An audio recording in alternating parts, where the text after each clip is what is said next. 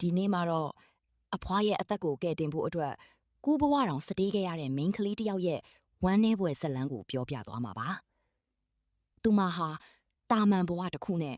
အဖွားကိုပဲအားထားနေတဲ့ main ကလေးတစ်ယောက်ဒါပေမဲ့အဖွားရဲ့စီးကူးသားစရိတ်အတွက်ပတ်စံလူအပ်လာတဲ့အချိန်မှာပဲကံကြမ္မာကသူမကိုတထေးသားတစ်ယောက်နဲ့မထင်မှတ်ပဲတွေ့ဆုံစီခဲ့ပါတယ်။အဲ့ဒီတွေ့ဆုံမှုကသူမရဲ့ဘဝကိုလုံးဝပြောင်းလဲသွားစေခဲ့ပါတယ်။အဖွားကိုကယ်တင်ဖို့အတွက်သူမဟာမချစ်တဲ့လူတစ်ယောက်နဲ့တောင်ကိုဘဝကိုစတီးဖို့ဆုံးဖြတ်လိုက်ပါတယ်။နောက်ဆုံးမှာတော့သူမဟာအဖွားအတွက်စီးကူးသားစရိတ်တွေကိုရရှိခဲ့ပါတယ်။ဒါပေမဲ့ပျော်ရွှင်မှုနဲ့အတူ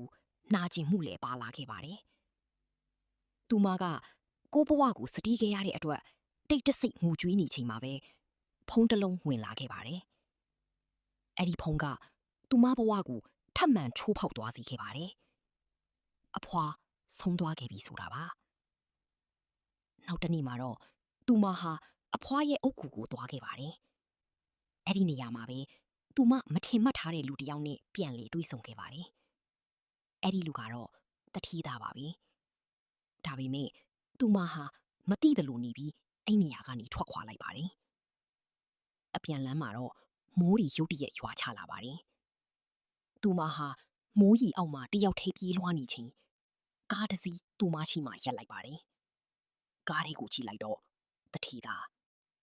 သူကကားပေါ်တက်ဖို့ခေါ်လိုက်ပါတယ်။သူမလည်းမိုးရီကြောင့်မငင်းနိုင်တော့ပဲကားပေါ်တက်လိုက်ပါတယ်။တထီးသားကသူမရဲ့ဆူနေတဲ့စပင်တွေကိုတုပ်ဖို့တပတ်တစ်ခုလှမ်းပေးလိုက်ပါတယ်။အဲ့ဒီအချိန်မှာတော့ပင်ပန်းမှုတွေနဲ့ဖြစ်နေတဲ့သူမဟာသူ့ပခုံးပေါ်မှာတဖြည်းဖြည်းအိပ်ပျော်သွားခဲ့ပါတယ်။ဘဝဆိုတာတခါတလေကိုမရွေးချင်နဲ့ဆုံးဖြတ်ချက်တွေကိုပေးတတ်ပါတယ်။ဒါပေမဲ့အချစ်နဲ့ကံကြမ္မာကတော့မထင်မှတ်တဲ့နေရာမှာတော့လူနှစ်ယောက်ကိုပြန်လေတွေ့ဆုံစေနိုင်ပါလိမ့်